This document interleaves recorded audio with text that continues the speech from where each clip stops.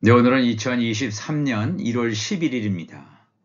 오늘 수요 말씀 묵상은 1월 8일에서 1월 14일까지 성경 읽기 본문 가운데서 이렇게 발췌해서 말씀을 나누기를 원합니다.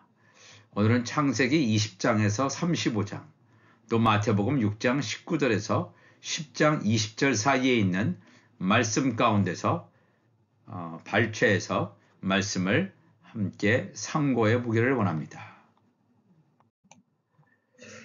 그 한 주간 동안 성경 읽기는 1월 8일 창세기 마태복음, 1월 9일 창세기 마태복음 해서 1월 14일까지, 그래서 창세기 20장에서 창세기 35장까지 매일 성경 읽기죠. 매일 성경 읽기 가운데서 이번 한 달은 창세기랑 마태복음을 병행해서 그 중에서 함께 살펴볼 수 있는 이 말씀을 수요 성경 공부 때 함께 말씀을 나누기를 원합니다.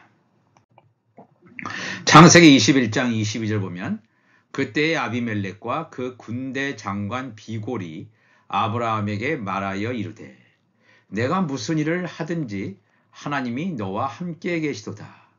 그러니 너는 나와 내 아들과 내 손자에게 거짓되이 행하지 아니하기를 이제 여기서 하나님을 가리켜 내게 맹세하라. 내가 내게 후대한 대로 너도 나와 내가 머무는 이 땅에 행할 것이니라. 아브라함이 이르되 내가 맹세하리라 하고 아비멜렉의 종들이 아브라함의 우물을 빼앗은 일에 관하여 아브라함이 아비멜렉을 책망하매 아비멜렉이 이르되 누가 그리하였는지 내가 알지 못하노라. 너도 내게 알리지 아니하였고 나도 듣지 못하였나니 오늘에야 들었노라. 아브라함이 양과 소를 가져다가 아비멜렉에게 주고 두 사람이 서로 언약을 세우니라. 오늘 말씀은 이 아브라함과 아비멜렉 사이에 세워진 언약, 또 이것이 아브라함의 아들인 이삭과 아비멜렉과의 관계로 이어집니다. 참으로 중요한 영적 비밀을 담고 있습니다.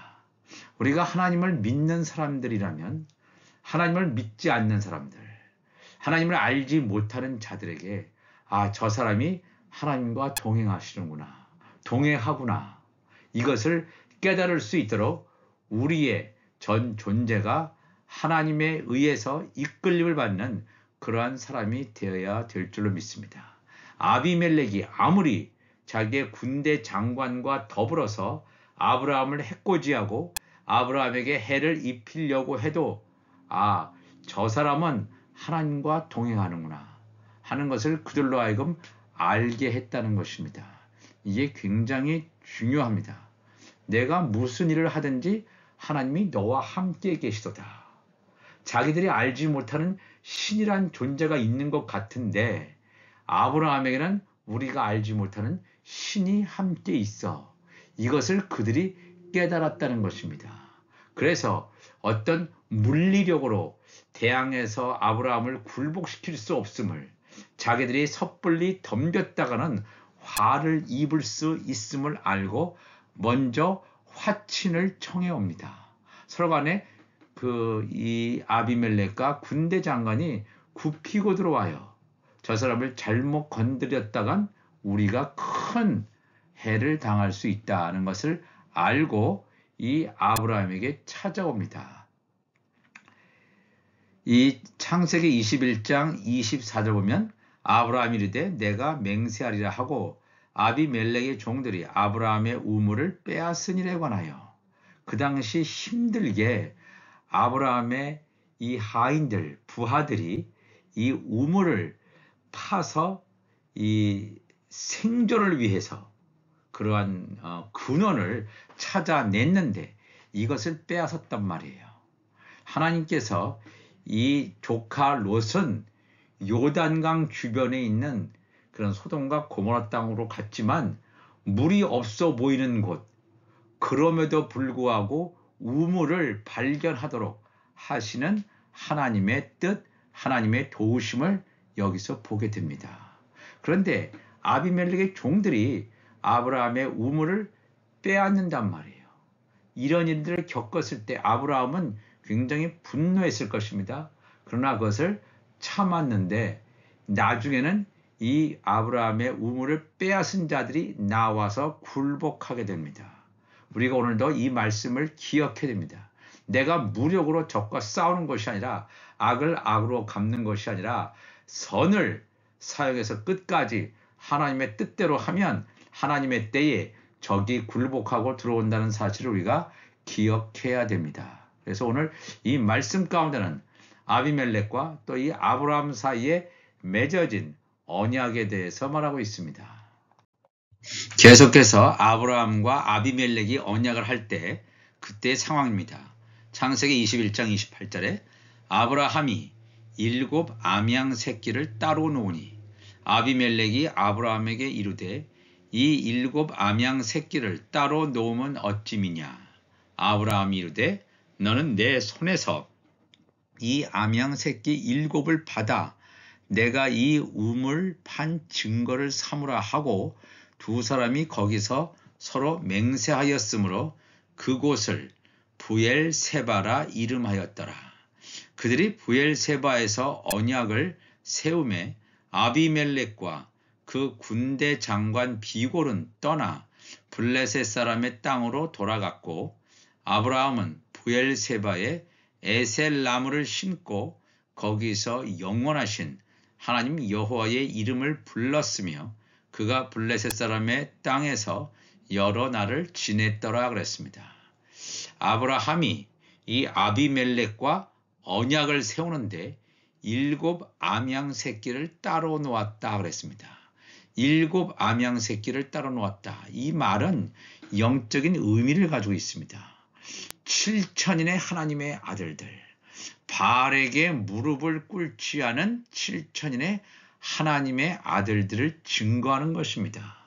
엘리야 선지자가 다 바알 또 이 아세라 신에게 굴복당했던 이스라엘의 비참한 그러한 상황을 보면서 나만 남았다고 했을 때 하나님께서 이 엘리야에게 바알에게 무릎 꿇지 않은 7,000명이 있다. 바로 이 바알에게 무릎 꿇지 않은 우상 숭배하지 않고 하나님만 믿고 섬기는 자들, 바로 하나님의 아들들이 있다. 요셉의 꿈을 통해서 보면 7 좋은 이삭, 바로의 꿈을 요셉이 해석하지 않습니까? 7 좋은 이삭이라는 거죠. 하나님의 자녀들, 즉 빛의 아들들, 낮의 아들들을 가리키는 말이 되겠습니다. 아브라함이 7 암양 새끼를 따로 놓으니 바알에게 무릎 꿇지 않은 7,000명의 하나님의 아들들. 그래서 그것을 옆에 놓고 우물을 파서 하나님과 맹세를 하게 됩니다. 그 맹세를 했던 장소가 부엘세바예요.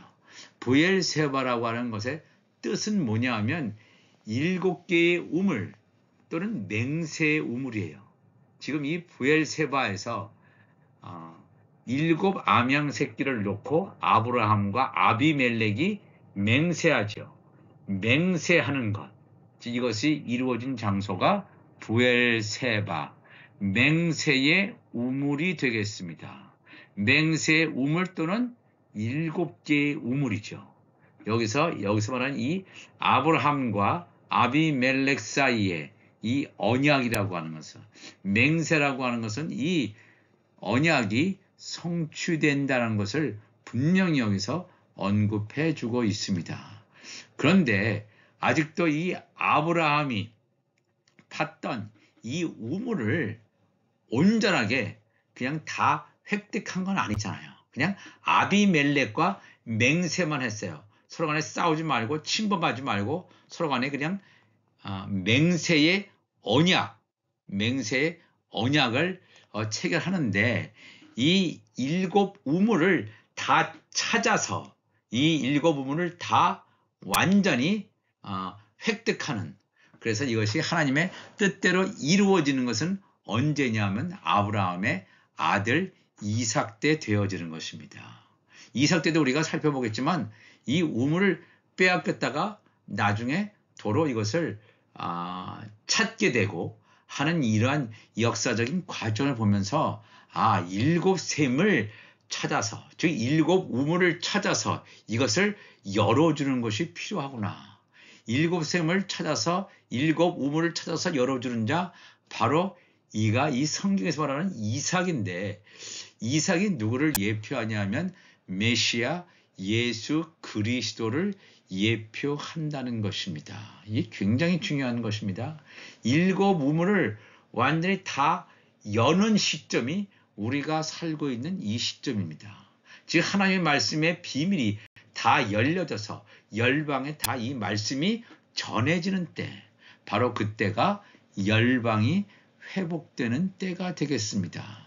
그렇기 때문에 우리가 지금 이 시대에 하나님의 말씀을 받고 내 안에 하나님의 집으로 예비한 내 안에다가 하나님의 말씀을 채우는 것입니다. 이것이 온전하게 채워졌을 때 우리가 입술을 벌려서 성령이 말하게 하심을 따라 말씀을 증거할 때 하나님의 놀라운 역사가 나타난다는 사실을 우리가 기억해야 됩니다. 우리가 이 말씀을 담을 때는 내 배에서 이게 터져나가기 위해서는 이것이 쓴 약처럼 써야 돼요. 써야 된다는 건 뭐냐면 나의 육이 죽어야 된다는 거예요. 말씀이 내 안에 들어옴으로 말미암아 나의 육이 죽고 영이 사는 이러한 과정이 반복되됨을 알 수 있습니다. 그래서 온전히 하나님의 성전으로 세워지는 것입니다. 이러면 아브라함은 브엘세바에 에셀나무를 심고 거기서 영원하신 하나님 여호와의 이름을 불렀다. 브엘세바, 맹세의 우물 또 7개의 우물, 그 장소에다가 에셀나무를 심었다. 에셀나무라고 하는 것은 뿌리가 깊어서 지하수를 빨아들이는 거예요.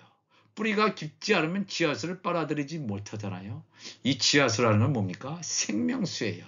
바로 이 에셀나무라고 하는 것은 영생하는 생명나무, 즉 예수 그리스도를 계시한단 말입니다. 에셀나무, 타마리스크라고 하는 이 에셀나무, 뿌리가 깊이 지하에 깊이 뿌리 내려서 지하수를 흡수하는 영생하는 생명나무가 브엘세바에 있다는 건 뭐냐면 생명나무이신 에셀나무이신 예수 그리스도께서 이 브엘세바, 즉 7개의 우물을 여는 자가 예수 그리스도이심을 보여주는 그런 말씀이 되겠습니다. 그럼 창세기 26장 26절 이하에 가시면 또 아비멜렉과 아브라함의 아들 이삭과의 관계가 나옵니다. 아비멜렉이 그 친구 아후삿과 군대 장관 비골과 더불어 그랄에서부터 이삭에게로 온지라. 이삭이 그들에게 이르되 너희가 나를 미워하여 나에게 너희를 떠나게 하였거늘 어찌하여 내게 왔느냐. 그들이 이르되 여호와께서 너와 함께 계심을 우리가 분명히 보았으므로 우리의 사이 곧 우리와 너 사이에 맹세하여 너와 계약을 맺으리라 말하였노라. 이것도 놀랍죠? 하나님께서 이삭과 함께 하고 있다는 것을 아비멜렉이 또 알아요. 이 이삭의 아버지 아브라함도 하나님이 역사하신다는 것을 알았지만 그 아브라함의 아들 이삭에게도 하나님이 함께 하신다는 것을 알게 됩니다. 오늘도 우리가 이 말씀을 읽으면서 말씀을 묵상하면서 아브라함과 이삭과 같이 하나님의 동행, 하나님이 함께 하심을 적들이 세상이 알 수 있는 성령 충만한 자들이 되시기를 주님의 이름으로 축복을 합니다. 너는 우리를 해하지 말라. 이는 우리가 너를 범하지 아니하였고 선한 일만 내게 행하여 내가 평안히 가게 하였음이니라. 이제 너는 여호와께 복을 받은 자니라 그랬죠. 이 아브라함이 팠던 우물, 이것들 다 빼앗고 해를 끼쳐놓고서 이렇게 뻔뻔스럽게 이 아비멜렉은 이삭을 향해서도 거짓말을 하고 있습니다. 적들은 거짓말을 반복듯이 해요. 반복듯이 한단 말입니다. 오늘날도 거짓말하는 자는 볼 것 없어요. 이건 잘못된 거예요. 거짓말을 하는 자를 따라간다? 이거는 영적으로 어두운 자임을 우리가 자기 자신이 실토하는 것입니다. 이제는 여호와께 복을 받은 자니라. 이삭이 그들을 위하여 잔치를 베풀며 그들이 먹고 마시고 아침에 일찍이 일어나 서로 맹세한 후에 이삭이 그들을 보내매 그들이 평안히 갔더라. 그날에 이삭의 종들이 자기들이 판 우물에 대하여 이삭에게 와서 알리어 이르되 우리가 물을 얻었나이다 하매 그가 그 이름을 세바라 한지라. 그러므로 그 성읍 이름이 오늘까지 부엘 세바더라 그랬습니다. 이삭이 그랄 땅에서 농사를 져서 100배나 되는 추수를 하게 되죠. 하나님과 함께 한다는 것은 이런 놀라운 축복을 받는 것입니다. 그러나 우리가 간과돼서는 안 되는 것이 예수 믿는다고 물질적인 축복을 받는 것이 아닙니다. 예수 믿는다고 물질적인 축복을 받을 수도 있습니다. 그러나 가난할 수도 있습니다. 어려움을 당할 수 있습니다. 환난을 당할 수 있습니다. 예수 믿는 목적이 이 땅의 것으로 채워지는 것을 바란다면 전혀 하나님을 모르는 사람입니다. 예수 믿는다는 것은 하나님의 것을 구하는 것입니다. 하늘의 것을 구하는 것입니다. 성령이 내 안에 오셔서 나의 육을 벗기고 우리 안에 있는 영이 성령과 교제하도록 하는 것이 하나님의 놀라운 뜻이지, 이 땅에서 잘 먹고 잘 살고 성공하고 부자 되는 것이 결코 하나님의 뜻이 아니다 하는 것을 우리가 기억해야 됩니다. 그러나 하나님께서 아브라함에게도 복 주셨고 이삭에게도 땅의 복도 허락하여 주었습니다. 그때 블레셋 사람들이 와서 시기하고 질투하고 그리고 또 그들이 팠던 우물을 다 막고 또 빼앗아가죠. 빼앗아가고 네가 우리보다 강성하고 크니까 여기를 떠나라, 그런 말까지 합니다. 쫓아내기까지 합니다. 쫓겨남을 이삭은 당합니다. 그렇지만 이 이삭은 그들과 싸우지 않습니다. 쫓겨낼 때 쫓김을 당합니다. 하나님의 사람들은 절대로 적과 싸우지 않습니다. 저들이 때리면 맞고 저들이 쫓아내면 쫓김을 당하는 것이 하나님의 사람이라는 사실을 우리가 기억을 해야 됩니다. 그래서 이 아브라함이 팠던 우물, 이삭의 부하들이 계속 이것을 파서 이 물을 얻지만 적들이 그것을 뺏어가죠. 뺏어갑니다. 싸움이 일어나죠. 그래서 논란이 일어납니다. 에색. 그래서 그 첫 번째 우물을 에색이다 그러죠. 다툼이 일어나요. 처음에 다툼이 일어날 수 있죠. 부하가. 그렇지만 거기서 더 싸우지 않고 도망가요. 그냥 줘버리는 거예요. 또 갔는데 또 다른 우물을 팠는데도 계속해서 분쟁이 난단 말이에요. 분쟁이 나니까 그곳을 신나라고 했어요. 에색이라고 하고 신나라고 했습니다. 분쟁이 났을 때 이삭은 여기서 더 싸우지 않고 또 도망가요. 다투지 않는단 말이에요. 다투지 않고 다른 곳에 가서 우물을 팠는데 그곳을 르호봇이다 그랬어요. 르호봇이다. 즉 하나님께서 그 지경을 넓혀주시는 거예요. 사람이 지경을 넓힐 수 있습니까? 뭔가 인간적인 기도를 해서 야베스와 같이 지경을 넓히는 그런 걸 말하는 것이 아닙니다. 인간의 소유라든가 어떤 인간의 어떤 야심, 인간의 목적, 인간의 소유, 이것을 넓히는 것이 야베스의 기도가 아닙니다. 이 말씀이 굉장히 왜곡되어졌습니다. 이건 하나님께서 넓히는 것입니다. 하나님께서 이삭을 번성시킨다는 것입니다. 우물의 지경이 넓어졌다는 것입니다. 우물의 지경이 넓어졌다는 것은 그 우물 안에 생명수가 차고 넘쳐서 열방에 퍼진다고 하는 것입니다. 그러나 여기서 이 이삭이 르호봇에서 부엘세바라고 하는 곳으로 옮깁니다. 부엘세바라고 하는 것은 아브라함과 이 아비멜렉이 맺었던 맹세 우물에서 여기서는 7개의 우물이에요. 7개의 우물이라는 뜻도 된다 그랬죠. 7개의 우물, 즉 7영의 기름 시내가 열린다는 것입니다.